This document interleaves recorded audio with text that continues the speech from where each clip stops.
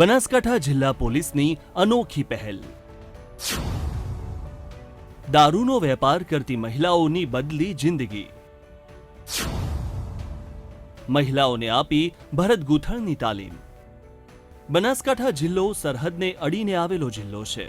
આ જિલ્લામાં અનેક પરિવારની મહિલાઓ દારૂના વેપાર સાથે જોડાયેલી છે। દારૂના વેપારથી પરિવારનું ગુજરાન ચલાવતી હોય છે, પરંતુ બનાસકાંઠામાં પોલીસ દ્વારા દારૂના વ્યસનને નાબૂદ કરવા માટે કડક પગલાં લેવામાં આવી રહ્યા છે, જેના ભાગરૂપે દારૂના વેપાર સાથે જોડાયેલી મહિલાઓને આવી ગેરકાનૂની પ્રવૃત્તિથી દૂર કરી અસામાજિક પ્રવૃત્તિથી નહીં પરંતુ માનભેર રોજગારી મેળવી શકે તે માટે જિલ્લા પોલીસ વડાએ એક નવી રાહ ચીંધી છે। થરાદ વિસ્તારમાં દારૂના વેપાર સાથે જોડાયેલી મહિલાઓના ઉત્થાન માટે શરૂ કરેલી પહેલ અંતર્ગત માજીરાણા સમાજની 11 મહિલાઓને કુટીર ઉદ્યોગમાં જોડી હતી। અહીં જોડાતા તેઓએ સ્કિલ ડેવલપમેન્ટની તાલીમ લેવાની શરૂઆત પણ કરી દીધી છે।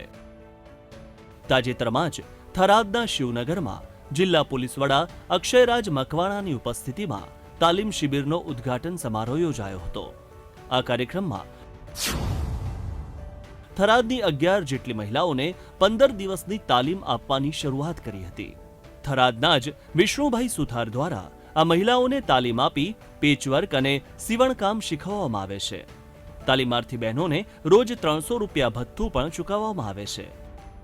જ્યારે આ મહિલાઓ સમગ્ર ભરત ગૂંથણનું કામ શીખી જશે ત્યારે આ મહિલાઓને સુરક્ષા સેતુ સોસાયટી દ્વારા રૂપિયા 10,000ની એક કીટ આપવામાં આવશે, જેમાં ભરત ગૂંથણ માટેના સાધનો હશે અને આ સાધનો દ્વારા મહિલાઓ ઘરે બેસીને ભરત ગૂંથણ કરીને પોતાનું ગુજરાન ચલાવી શકશે।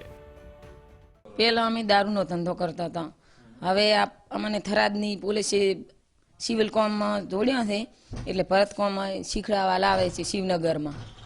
એટલે 3 દિવસથી આવા છે, એટલે મને ફાવી ગયું છે અને આ ખૂબ સરસ કોમ છે। મને દારૂ ધંધામાં ઉડદોડ પોલીસની બીક ખૂબ જ રહેતી હતી, હવે આ સરસ કોમ છે। આ દારૂનો ધંધો એક વાત થાય નહીં। થરાદ પોલીસનો ખૂબ ખૂબ આભાર કે અમને આ કામે લગાડી દીધા।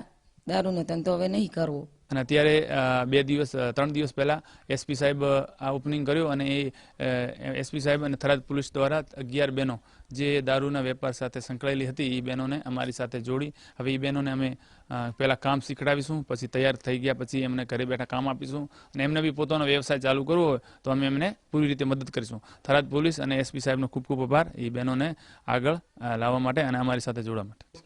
મહત્વની વાત એ છે કે ગુજરાતમાં દારૂબંધી છે, તેમ છતાં આ મહિલાઓ દેશી દારૂ બનાવીને વેચતી હતી, તેથી પોલીસ દ્વારા તેમના પર અવારનવાર ફરિયાદો દાખલ કરવામાં આવતી હતી અને આ મહિલાઓ હેરાન પરેશાન થતી હતી। ત્યારે આ મહિલાઓને સારા રસ્તે વાળવાની પોલીસની આ સરાહનીય કામગીરીને લઈને મહિલાઓમાં પણ ખુશી જોવા મળી રહી છે। આ મહિલાઓ વ્યવસ્થિત રીતે ભરત ગૂંથણનું કામ શીખે અને ફરી પાછી દારૂના ધંધા તરફ ન વળે તે માટે થરાદ પોલીસ દ્વારા પણ ખાસ નજર રાખવામાં આવી રહી છે, જેના માટે પોલીસ દ્વારા આ મહિલાઓને ઘરેથી ભરત ગૂંથણ શીખવા માટે લઈ જવાય છે અને ત્યાંથી ફરી પાછા પોલીસ દ્વારા ઘરે મૂકી જવામાં આવે છે। છેલ્લા કેટલાક સમયથી બનાસકાંઠા પોલીસ દ્વારા થરાદ વિસ્તારમાં રહેતા 11 જેટલા મહિલા બુટલેગરો કે જે ઘણા વર્ષોથી બુટલેગિંગના ધંધા સાથે જોડાઈ છે, પોતાના બાળ બચ્ચાને ઉછેરવા માટે આ પ્રકારના ધંધા તરફ વળ્યા છે, તેને આવી કામગીરીમાંથી બહાર લાવવા માટે તેમને રિહેબિલિટેટ કરવા માટે બનાસકાંઠા પોલીસ દ્વારા એક ઇનિશિયેટિવ લેવામાં આવ્યું છે, જેમાં પોલીસની ટીમ દ્વારા આ મહિલાઓને એક રોજગાર મળી રહે તથા તે પોતાના પગ ઉપર ઊભા રહી શકે તે માટે એ ભરત ગૂંથણ માટેની અને જે સીવણની જે છે એવી પ્રકારની સ્કિલ એમને મળે એના માટેના એક ક્લાસીસ કરાવી રહી છે। ગુજરાત સરકાર પોલીસ ડિપાર્ટમેન્ટની સુરક્ષા સેતુ સોસાયટી દ્વારા તેમને આ એટેન્ડ કરવા માટે અને તેમાં હાજર રહેવા માટે દિનના અને ક્લાસના 300 રૂપિયા જેટલા ભથ્થું ચૂકવવામાં આવે છે।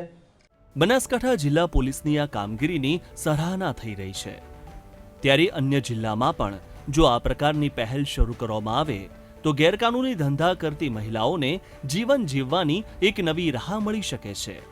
Rohit Thakor, VTV news, Banaskantha.